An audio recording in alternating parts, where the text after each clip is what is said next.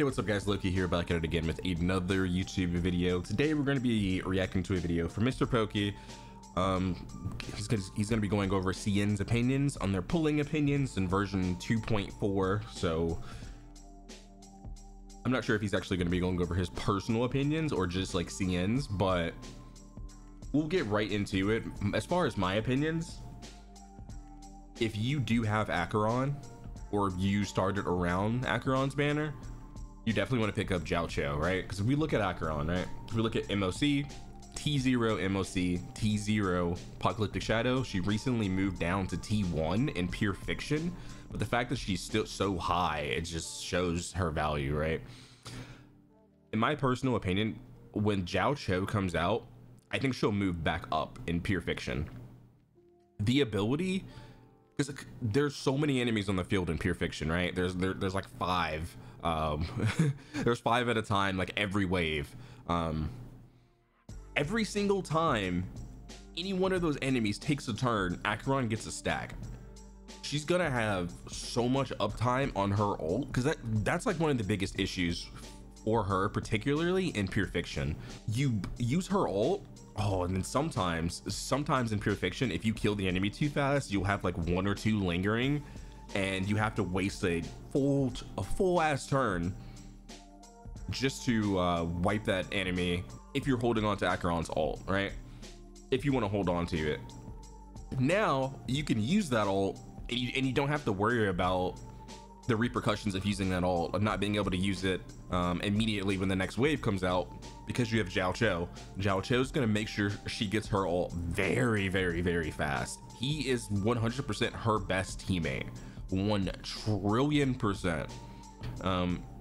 I think in Pure Fiction, something like Acheron, Black Swan, Kafka, Jioqui, just straight up five-star expensive team, it's gonna go crazy. It's gonna be insane, right? Because typically you don't run a sustain in Pure Fiction anyway, unless obviously it's like Aventurine. But if you're like, this character's so good, bro. I gotta get this guy in the rerun. I lost my 50-50 to Himiko or something, I don't remember, but I think she will bring up his value. But this is 20 minutes, let's get right into it. So it's going to start with I think this is basically just saying this is how much Stellar Jade you're going to be able to get in all of version 2.4. So you're guaranteed at least 1 character, as long as you don't lose your 50-50, I believe. But let's see what Mr. Pokey says. Income for patch per patch in version 2.4, which is going to be lasting from the 31st of July all the way to the 10th of September. You can see this graph over here for the complete free-to-play. First half will provide you with 53 pools, second half give you another 32 for a combined total of 85 pools. For the monthly pass holders, you're gonna get an additional every single day you get a 90 Stellar Jade, right? So it will add up to a total of 109. So this is me. I just buy the monthly pass. So I'll be getting 109 total in the entirety of 2.4 pools. And then for the monthly plus battle pass holders, it's going to be roughly 117 pools, right? So that is going to be that. Estimations not 100% confirmed. There might be new events, there might be fresh events, different income, different Stellar Jades. So I know we're getting the snapshot event. That event was horrible in the beta. That was so bad. And then we're getting there's a trash can combat event, and then the March 7th event where you get like her eidolons. I believe you get Stellar Jade inside of that as well, and then obviously the new area, the new underground area. So that is going to be the rough estimation. TLDR, if it's free to play, if you do not miss your 50-50, you should be able to guarantee 1 units in version 2.4. So with that being established, let's just go on to our very first unit, which is going to be our counter DPS unit. All right, she's a very surprisingly versatile DPS that can work with pretty much almost any endgame content while dealing impressive damage to group and single target. So what I mean by this is, if you guys remember Clara, I say this specifically to Clara because her kit, it really does. Wait, does Mr. Pokey actually upload on Bilibili as well? I actually don't know. I literally don't know. Someone let me know in the comment section. I was just wondering because it says credited by Mr. Pokey, but we're definitely going to credit him in the description. But counter DPS, surprisingly versatile, works well in any game, any in-game content. And pretty good damage to groups or single target. Seth heal, like I said in my previous video. She's an upgrade to Clara. Right? And then AoE taunt is really good. This is really, really good. I personally was running her in the beta without a sustain. I tried my best to run her without a sustain, because she can heal herself, right? And then she also has AoE taunt, so that's how I would run it. I know they showed in the live stream her with Hoyo, but I definitely personally wouldn't run that. But if you're more of a like casual player, then you probably do want like a sustain on the team when you're running Yunli. Does remind me of Clara herself, which is basically the counter mechanic, and Clara. she can kind of, you know, more or less perform in almost pretty much every single endgame content, right? And if you guys are aware of, I know most of you guys are not, but in Honkai Star Rail PvP, where you basically have to use units against Memory of Chaos, Clara actually has been a consistently strong pick for PvP. She has always been able to clear Memory of Chaos in very decent clear cycles, even without the use of high quality supports such as Runmei, such as Sparkle, and all these counters.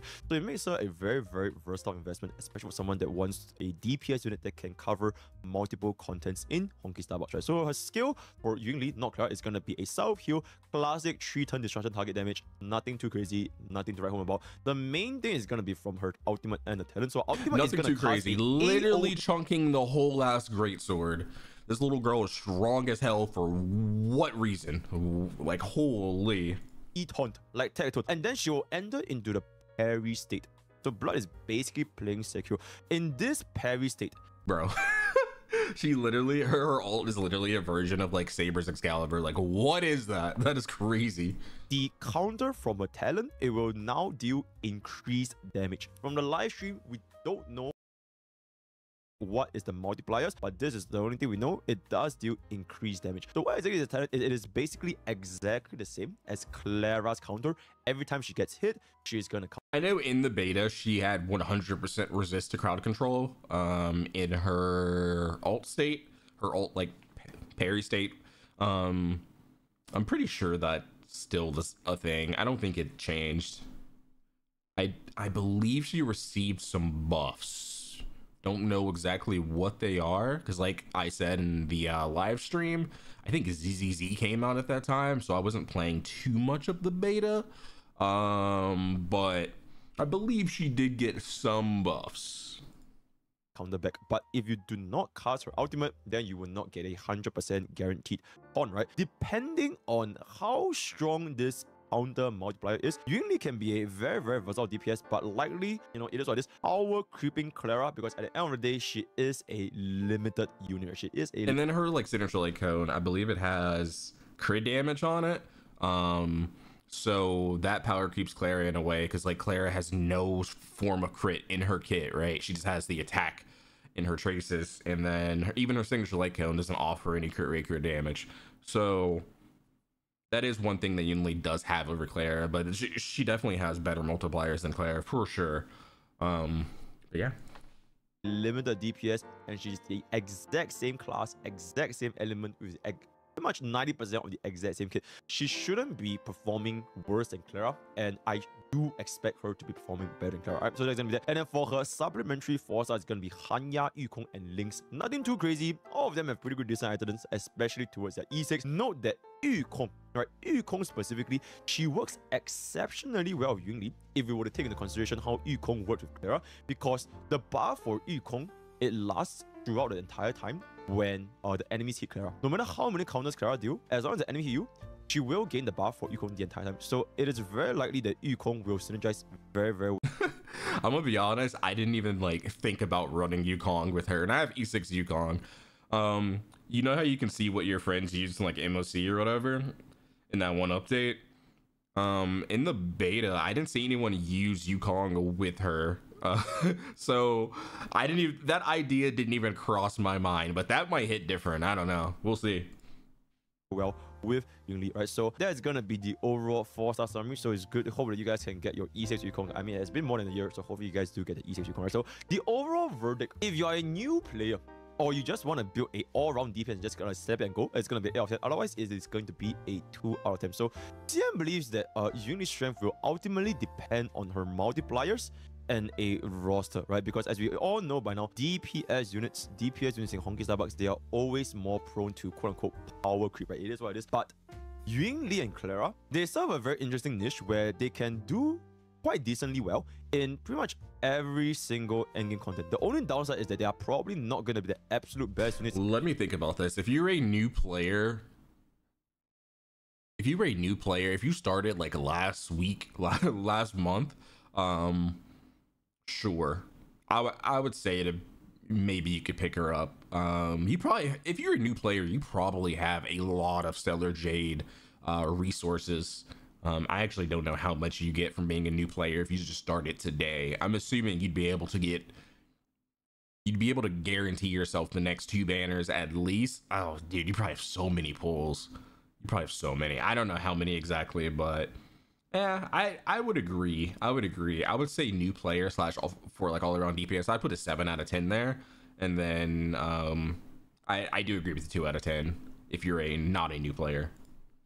If you're thinking about like 0 cycles or like a 0 AV clears, but at the end of the day, nobody cares about those, right? Especially not the casuals, right? And this is for a casual. So if you don't care about 0 cycling, I think that overall, generally speaking, this unit can do. She will be good for 0 cycles because typically with 0 cycles, you don't want to run a sustain. So having someone that can just do counter chip damage, it's pretty good. She wasn't like, her counters were doing about, and again, this is the beta. You can literally craft your own artifacts in the beta.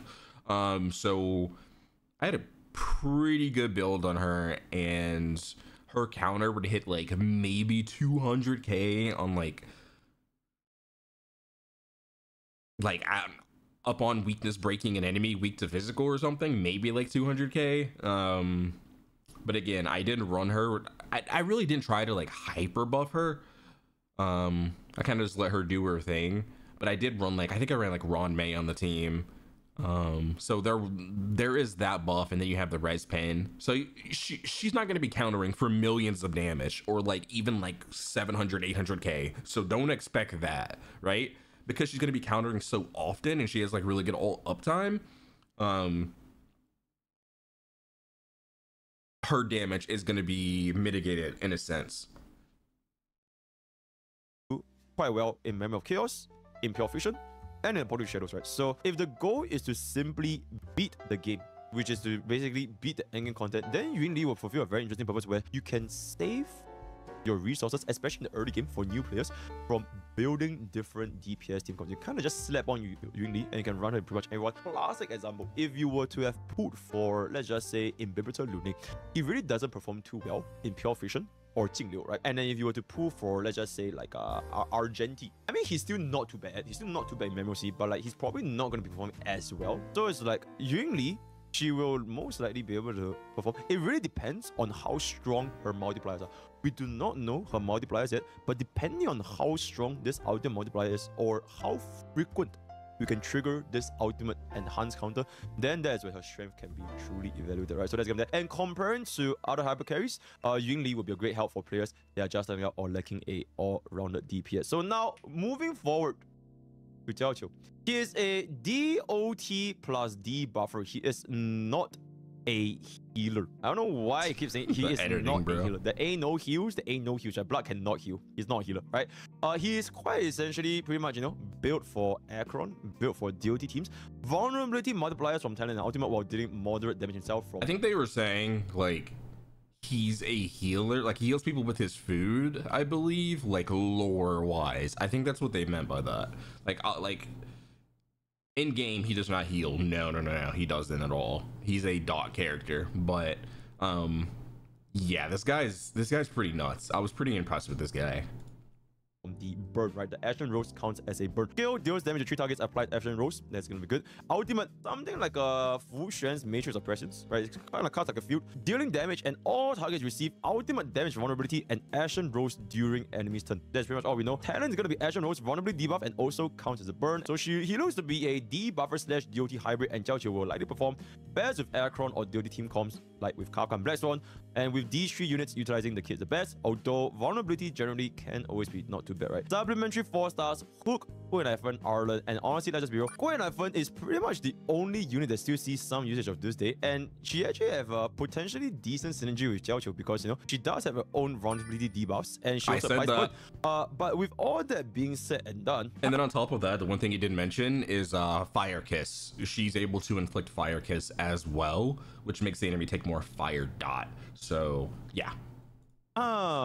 So why is Jioqui ranked so low? Dan feels a little bit skeptical for Jioqui.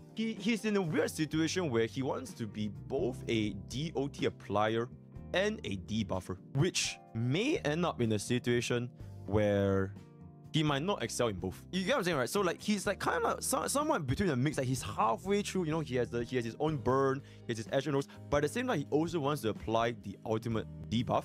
So if you have a unit that wants to do both at the same time, you end up having a debuff that's not super strong. A classic example is if you want to try running a E0 Black Swan with Acheron, the only debuff she provides is pretty much the 20%-ish defense down from the skill, and the ultimate has a little bit of vulnerability during the enemy's turn. If you do not have an E1 Black Swan with rest down, increment in damage from Acheron is really not that great because she's kind of a mix between both a DOT and a debuffer. So if you were to go all in for a full debuff, for example, like Pella or Steelwolf, you will find yourself amplifying more damage if you were to run Acheron. So I tell you might face a similar situation. So that's for Acheron. So he will improve Acheron's damage output via Acheron Rose, right? Got stacks, all that, vulnerability, very, very good. Similar to basically like Hoyo. DOT teams will also benefit from this debuff on top of Kafka and Black Swan being able to interact. I mean, I would say Black Swan's way more of a dot unit than a debuffer, but do I agree with this verdict? I would say, yeah. I mean, I guess I kind of agree with Sion with CN being skeptical. I tried to say skeptical and CN at the same time. But I would say 8 out of 10 for Acheron / dot comps. Like he's so good. He's actually so good. I guess they don't know the multipliers or the talent mechanic, so this is, and there's only so much I can say. So the only thing that I will say is I don't agree with this fully, for sure. I think he provides a lot of value to Acheron teams. But yeah, I mean, I guess I can see the skepticism. One thing I will say is his second trace, based on like what it does, it's gonna allow his dots to hit really, really hard, depending on how you build him, for sure. It also depends on how you build him. Having his signature light cones and further increase that. He's really good with his signature light cone. Do you need it? You never do. But he's one of those characters that he definitely really performs well with his signature light cone. Action rolls because it does count as a DOT, right? So that's gonna be good. But all that being said, his value, it will really, really depend on, first of all, how quickly Action Rose is applied. Because if, let's just say theoretically, if there is a limit to Action Rose, theoretically speaking, right, then it will severely hinder Acheron's stat gaining capabilities, which will impact her ultimate generation. So in that sense, would it be better to instead just run a full-on Pella or Steelwolf, or, you know, like a sustain with Trend of Universal Market, which technically does not have a stat limit, right? So that's going to be one theoretical situation. And how strong is the vulnerability debuff, considering we already have excellent setups currently for both Acheron and DOT. Namely, we have Steelwolf Pella, we have Acheron, and we also have Rame / Robin buffing up our DOT units, right? He has a very, very big shoe to fill in if he wants to kind of replace any of our current setups, right? So that is going to be the overall judgment. But like I said, right, these are all theoretical, you know, we're just basing all the live streams. So let's just see how he's going to be performing in the live version, right? So with that being said, now let's go to, oh my goodness, where? The return of the GOAT, our support. I have made my verdict on this previously, but if you're a new player, I think Smack said this also, if you're a new player, this is a character you want to pick up. The attack boost, the energy that she gives you gets slept on so much. Not to mention, she just essentially makes, when you're versing Kafka in the MOC, she literally just becomes obsolete whenever she tries to charm your character. Like, Hoyo just extinguishes that debuff. Like, she's so good. When you're fighting the deer, and the deer has like a little counter tree, and then it basically disables one of your characters. As long as you have the healing on your character with Hoyo, the moment they take their turn, cleansed. Like, she's so good. She's so good. I believe her signature light cone gives you like, I actually don't, what does it do? I don't even know what it does, because it's like, it's so not needed, it's not even funny. It's so not needed. I know it gives you, is it energy? I think it's like energy, and then you get like free healing. But she definitely really doesn't need her signature light cone. It's actually insane. She's so good. She's incredible. You can also run her with dot teams just because she gives you the attack buff, as well as, oh dude, when you run like Team Yoon with Fofo and Kafka, actually insane how fast Kafka gets her ult and how much she's able to spam her ult. It's nuts, because Kafka's like really low ult cost, if I remember correctly, but Hoyo is incredible. If you don't have this character, this healer, and let's say maybe you have like Gallagher or something, Gallagher's great, Gallagher's fine, but if you are a casual player, maybe on the other side of MOC, if you are having trouble clearing, you might want to pick up Hoyo over like your links or something. Like, Hoyo's so good. And sustain. I'm the only motherfucker in the whole game that doubles as a harmony with her team-wide energy regeneration and attack percentage. One of, if not the best cleansers, guys. Cleanse. I cleanse you. I cleanse your soul. I cleanse your soul with some blessings of Hoyo, guys. You call the blessings of absolutely. Okay, I might be a little bit biased. Nah, I'm not biased. I'm never biased. Right, 20% energy regeneration, 40% attack for 3 teams that has been one of the best sustained ultimate since her release. And also, if you guys have seen any of my previous Memory of Chaos clears, any of my, I just realized it's a question here. If you guys have realized any of my previous Memory of Chaos, CN, MOC usage, pure vision usage, you'll notice that almost every single one of the fastest clearing teams, they are either running Hoyo exclusively as a sustain, or they mix up between either Hoyo or Aventurine, right? Before Aventurine was released, it was always Hoyo. She was consistently there for the absolute fastest clears because energy gem is just so good. Not relying on a signature icon, complete at E0, S0, usable with pretty much every single team as of version 2.4, currently best in slot with DOT, right? Also, if you are thinking of getting a Hoyo Idol, then E1 is going to have excellent value because she is now a lot more skill points positive and almost permanent 12% speed buff that happens instantly. What I mean by instantly is if you were to... Yeah, E1 gives her an extra stack. I mean, I guess he's showing the idol on, but it gives her an extra stack. It's like, it's actually nuts. I love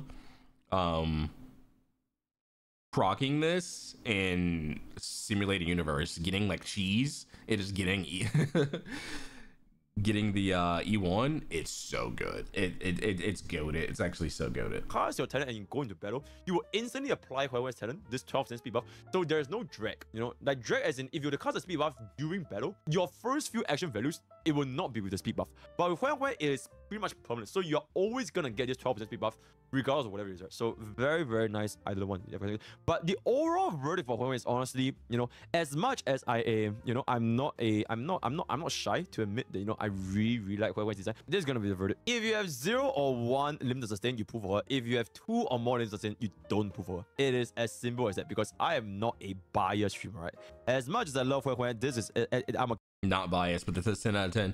No, but like for real though, I completely agree with that. If you have like limited sustain, that would mean you have I guess like a Wolcha and like maybe Aventurine or something. I think if you have those two, you're fine. And you don't really need Hoyo. So I definitely agree. Also, just nothing's leading through Aventurine's shield. That character's just insane. Okay, but this is the situation, right? Because CN believes Hoyo, just like other sustains, the main role of a sustain, be it Hoyo, be it Aventurine, be whatever, their main role is to keep your team alive. As long as your sustain can keep your team alive, then everything else have zero purpose. They have zero purpose in terms of additional value. Although Hoyo does have 20% energy regeneration, it is very, very comfortable, especially if you want to go for a fast clear.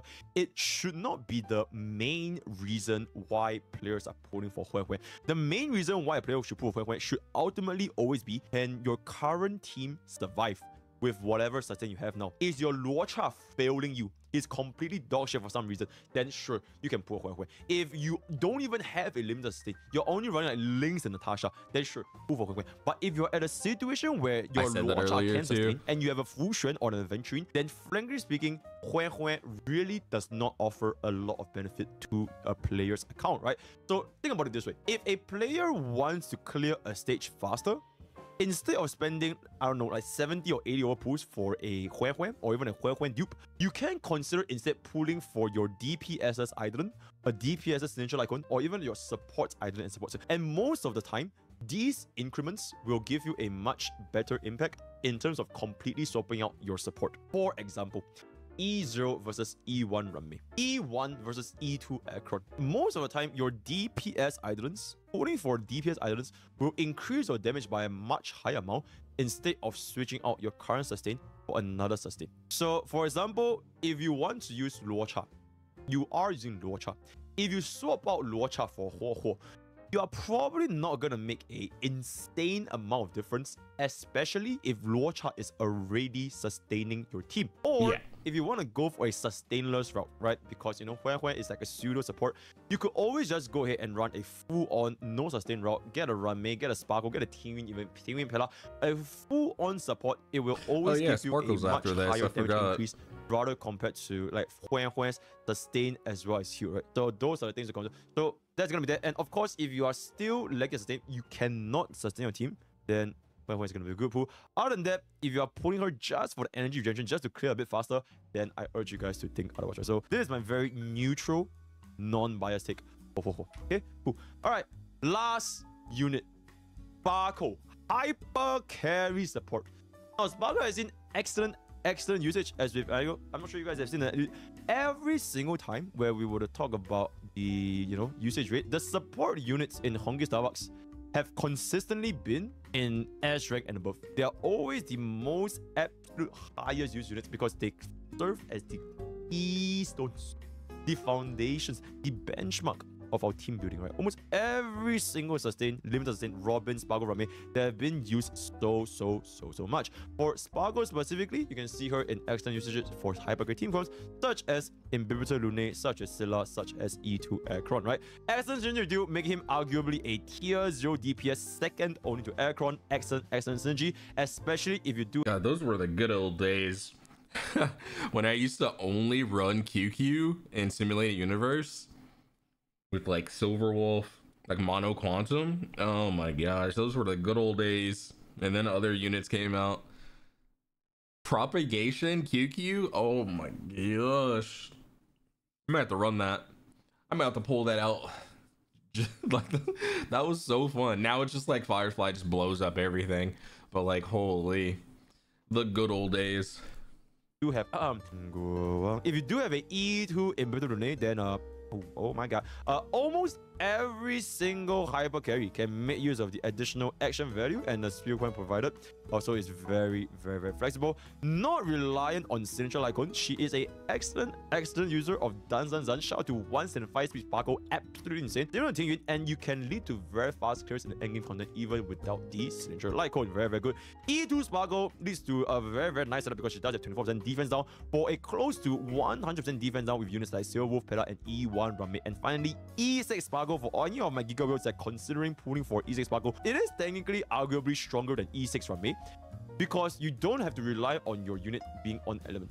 E6 Ranmei, it only works when the enemy's weakness broken, so you can technically like brute force a lot more stuff with E6 Sparkle. Not to mention she buffs the entire team, so you could kind of want to use her with like a dual DPS setup, right? So something food for consideration. And now you know what's funny? There's so many units that break weakness types or apply their own weakness types that like that argument almost holds no weight, but I get it.